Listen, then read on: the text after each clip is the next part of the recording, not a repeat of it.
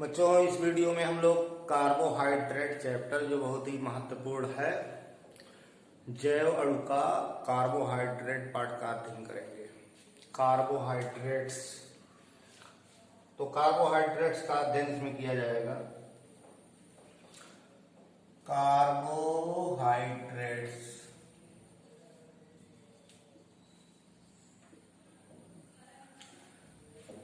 आप जानते हैं कि कार्बोहाइड्रेट मुख्य ऊर्जा उत्पादक है। मतलब जीवधारियों में भोज्य पदार्थ के रूप में कार्बोहाइड्रेट ग्रहण किए जाते हैं, जो शरीर में सरल पदार्थों में टूट करके और फिर अवशोषित होकर के ऊर्जा प्रदान करते हैं।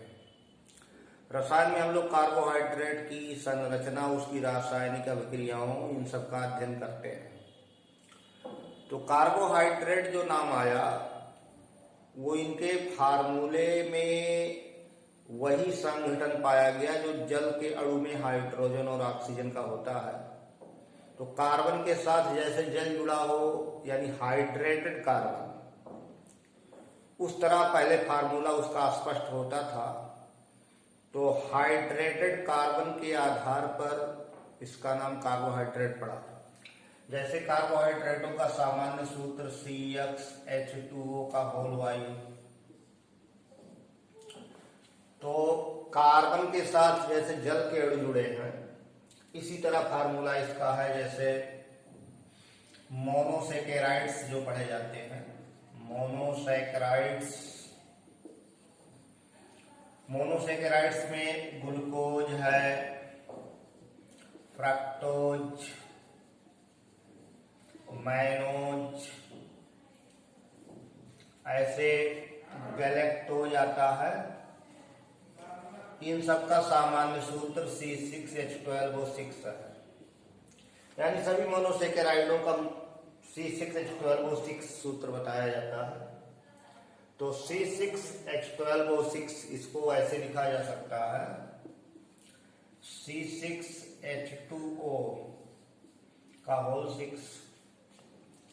यानी जैसे हाइड्रेटेड कार्बन, यानी कार्बन से जल के अणु जुड़े हों, तो कार्बन का हाइड्रेट समझते हुए इसका नाम कार्बोहाइड्रेट दिया गया था।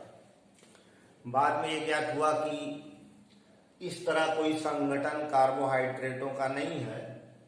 बहुत सारे कार्बोहाइड्रेट ऐसे पाए गए जो इस सूत्र का पालन नहीं करते, लेकिन व्यवहार में कार्बोहाइड्रेट हैं। तो कार्बोहाइड्रेटों की आधुनिक परिभाषा तो बदल दी गई।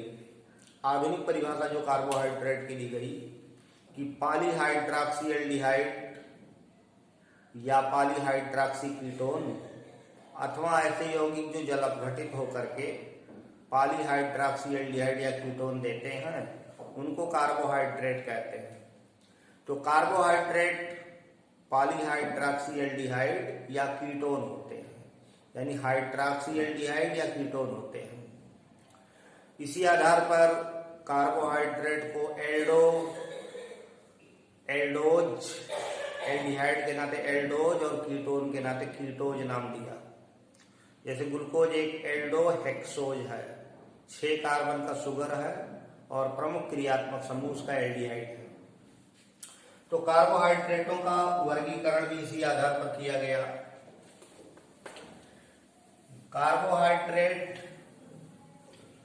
पॉलीसैकेराइड, मोनोसैकेराइड, ओलिगोसैकेराइड, इन भागों में बांटेंगे।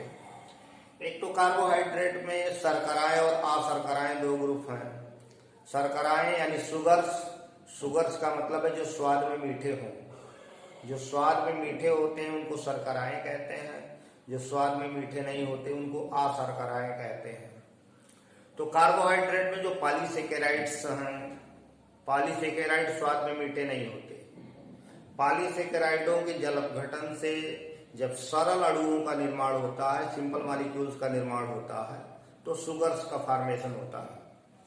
जैसे कहा जाए कि रोटी को मुंह में चबाया जाए तो धीरे धीरे रोटी मीठी लगने क्यों लगती है, तो कहेंगे कि जो रोटी में स्टार्च है वो माल्टोज में बदल जाता है।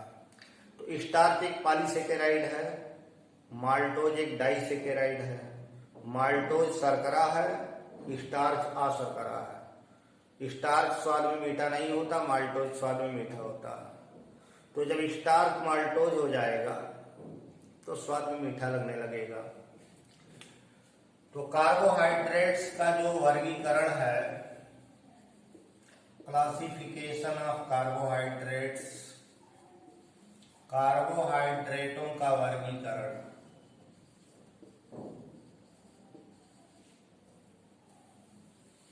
इसमें पहला मोनोसैकेराइड्स है।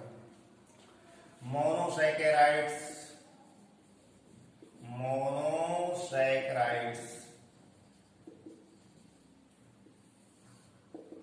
तो मोनोसैकेराइड स्वाद में मीठे होते हैं और इनको और सरल अणुओं में जल अपघटित नहीं किया जा सकता। जिन कार्बोहाइड्रेटों को और सरल अणुओं में, मतलब उनको और छोटे अणुओं में तोड़ा नहीं जा सकता, जल अपघटन नहीं होता, उनको मोनोसैकेराइड्स कहते हैं। ये स्वाद में मीठे होते हैं और जल में विलीय होते हैं, यानी वाटर सॉल्युबल कार्बोहाइड्रेट्स हैं। तो जिन कार्बोहाइड्रेटों को जल अपघटित करके और सरल अणु नहीं बनाए जा सकते, जिन कार्बोहाइड्रेटों का जल अपघटन करके और सरल अणुओं का निर्माण नहीं किया जा सकता, उनको मोनोसैकेराइड कहते हैं या मोनोसैकेरोसिस कहते हैं। ये जल में विलीय होते हैं और स्वाद में मीठे होते हैं। तो मोनोसैकेराइड सुगर्स हैं, यानी मोनोसैकेराइड शर्कराएं हैं। जैसे ग्लूकोज है, ग्लूकोज मुख्य मोनोसैकेराइड है, फार्मूला C6H12O6 लिखा जाता है।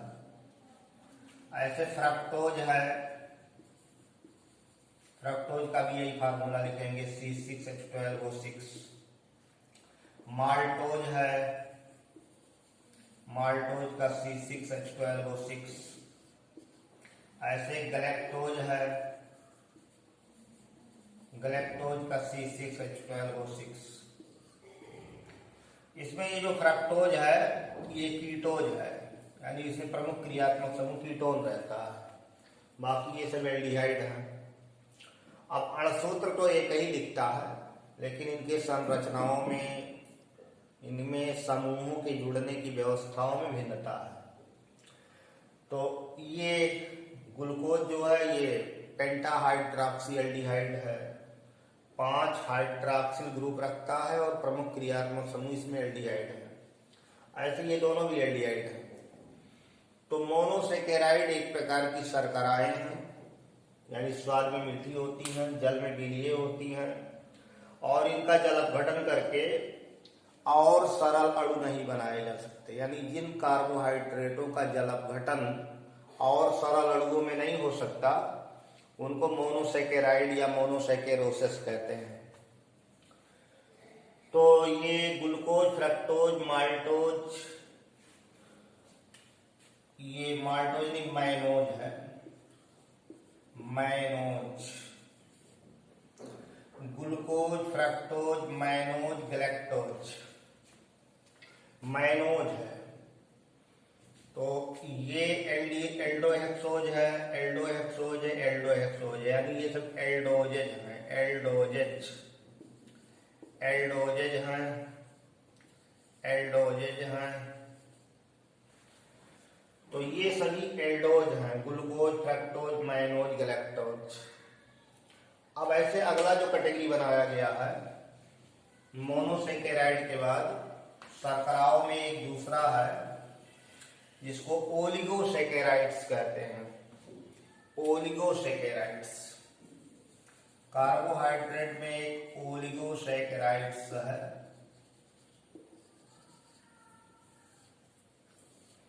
तो ओलिगोसैकेराइड्सों का जल अपघटन होता है, ये भी शर्कराएं हैं, स्वाद में मीठी होती हैं। तो जिन कार्बोहाइड्रेटों का जल अपघटन करके सरल अणु बनाए जा सकते हैं और सरल अणुओं में लगभग 2 से 10 यूनिटें मिल सकती हैं, जिन कार्बोहाइड्रेटों के जल अपघटन से 2 से 10 सरल अणु प्राप्त हो सकते हैं, उनको ओलिगोसैकेराइड कहते हैं। ये सुगर्स हैं, स्वाद में मीठी होती हैं। तो ओलिगोसैकेराइड में डाइसैकेराइड, ट्राइसैकेराइड, टेट्रासैकेराइड। अगर कार्बोहाइड्रेट जो ओलिगोसैकेराइड है जल अपघटित होकर के मोनोसैकेराइडों के दो अणु देते हैं तो उनको डाइसैकेराइड कहते हैं।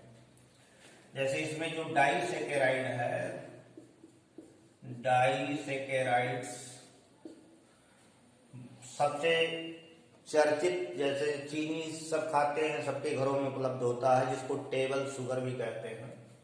वो सुक्रोज है, सुक्रोज है C12H22O11। ऐसे माल्टोज है C12H22O11। ऐसे लैक्टोज है C12H22O11। सुक्रोज, माल्टोज, लैक्टोज, ये तीनों के अणुसूत्र एक जैसे हैं, लेकिन सुक्रोज ग्लूकोज फ्रक्टोज से बना होता है। सुक्रोज में ग्लूकोज फ्रक्टोज जुड़े रहते हैं। माल्टोज केवल ग्लूकोज के 2 यूनिटों से बनता है। माल्टोज केवल ग्लूकोज के 2 यूनिटों से बनता है। और लैक्टोज में ग्लूकोज और गैलेक्टोज जुड़े होते हैं। ये जो लैक्टोज डाइसैकेराइड है, इसमें ग्लूकोज और गैलेक्टोज जुड़े होते हैं। तो डाइसैकेराइड ऐसे कार्बोहाइड्रेट हैं जो जल अपघटित होकर के मोनोसैकेराइडों के दो अणु बनाते हैं। ऐसे ट्राइसैकेराइड जल अपघटित होकर के 3 अणु बनाएंगे। तो ओलिगोसैकेराइड शुगर है, शर्कराएं हैं, स्वाद में मीठे होते हैं। ये जल अपघटित होकर के मोनोसैकेराइडों के 2 से 10 यूनिट देते हैं। तो कार्बोहाइड्रेट में जो शर्कराएं हैं उनका 2 कैटेगरी बनाया गया है, एक मोनोसैकेराइड, एक ओलिगोसैकेराइड। मोनोसैकेराइडों का जल अपघटन नहीं होता, ओलिगोसैकेराइडों का जल अपघटन होकर के मोनोसैकेराइड बनते हैं। और उसी आधार पर ये है, अगर 2 यूनिट देता है जल अपघटन के पश्चात तो डाइसैकेराइड, 3 यूनिट देता है तो ट्राइसैकेराइड, 4 यूनिट देता है तो टेट्रासैकेराइड, इस तरह ये कहलाएगा। ऐसे अगला है पॉलीसैकेराइड, जिसको अशर्करा कहते हैं। पॉलीसैकेराइड्स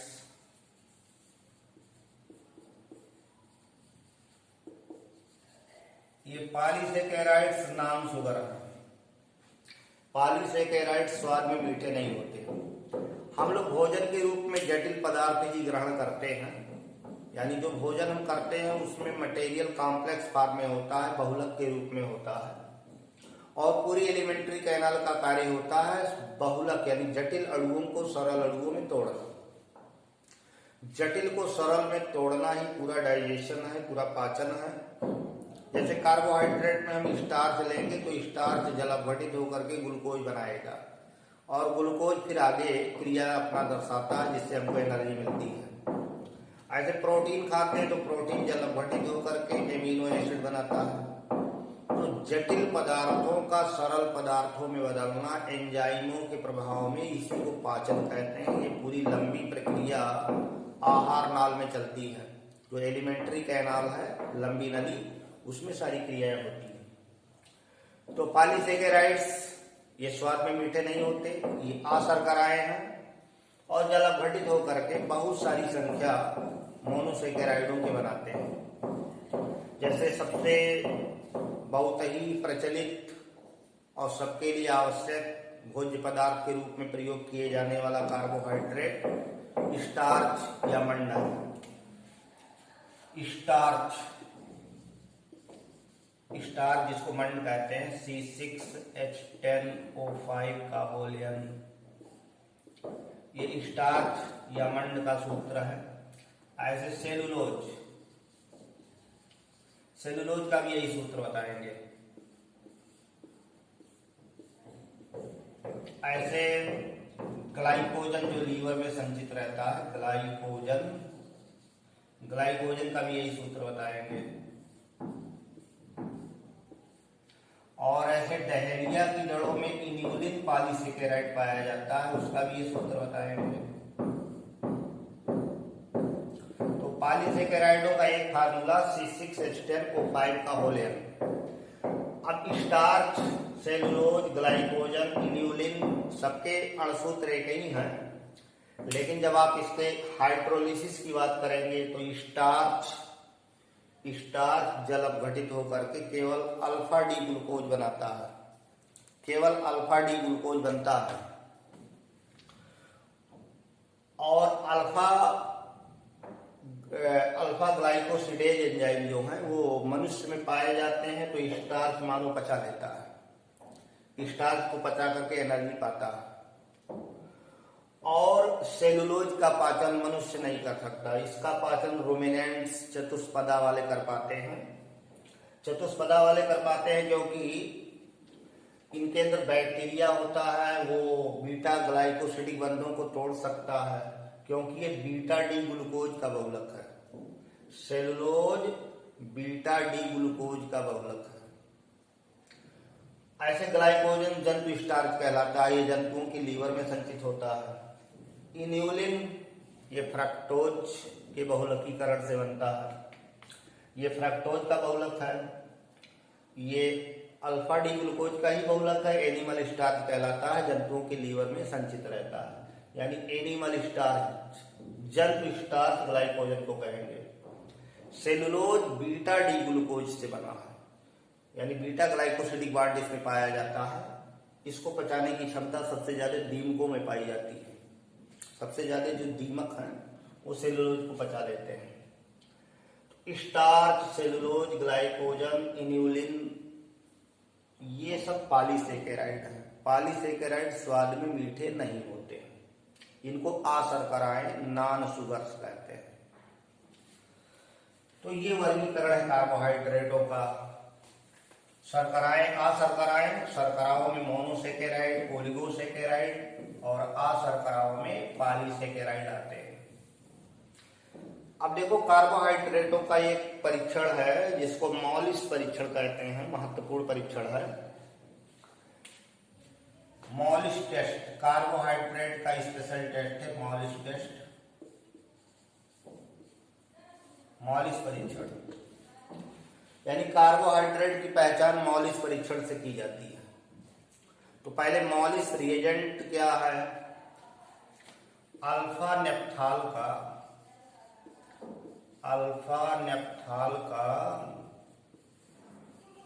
एथिल अल्कोहल में 10% विलयन मॉलिस रिएजेंट कहलाता है।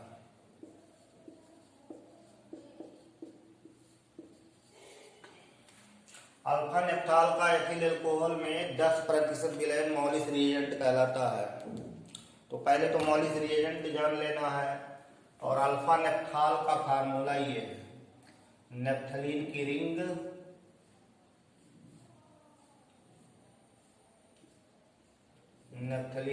है, ये अल्फा नेप्थाल कंपाउंड है।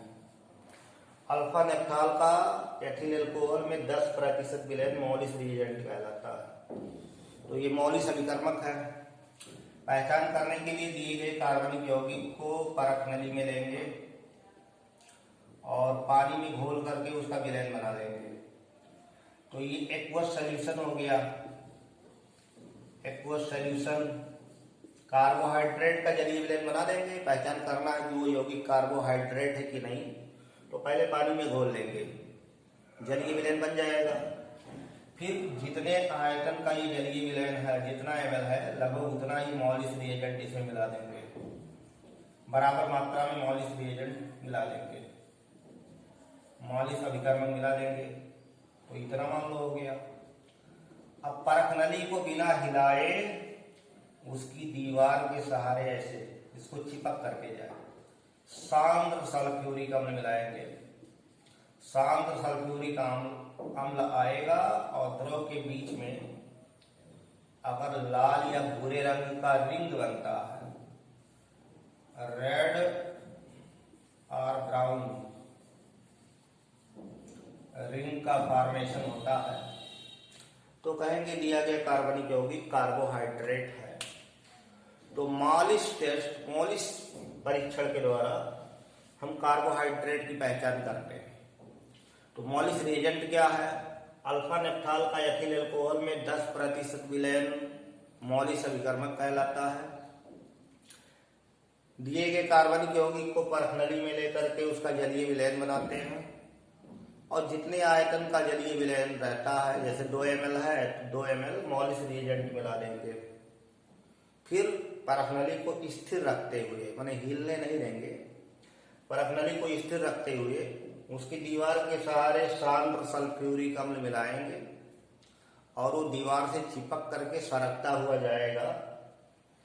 जब 2 परतों के मध्य लाल या भूरे रंग का छल्ला बनता हो तो कंफर्म होगा दिया गया कार्बनिक यौगिक कार्बोहाइड्रेट है। इस तरह कार्बोहाइड्रेट की पहचान की जाएगी। तो मॉलिस परीक्षण के द्वारा कार्बोहाइड्रेट की पहचान की जाती है, इसको मॉलिस परीक्षण कहते हैं। तो कार्बोहाइड्रेट का वर्गीकरण बताया गया, कार्बोहाइड्रेट का परीक्षण, कार्बोहाइड्रेट की परिभाषा। इस वीडियो में आपको इतना बताया गया, शेष अगले वीडियो में। धन्यवाद।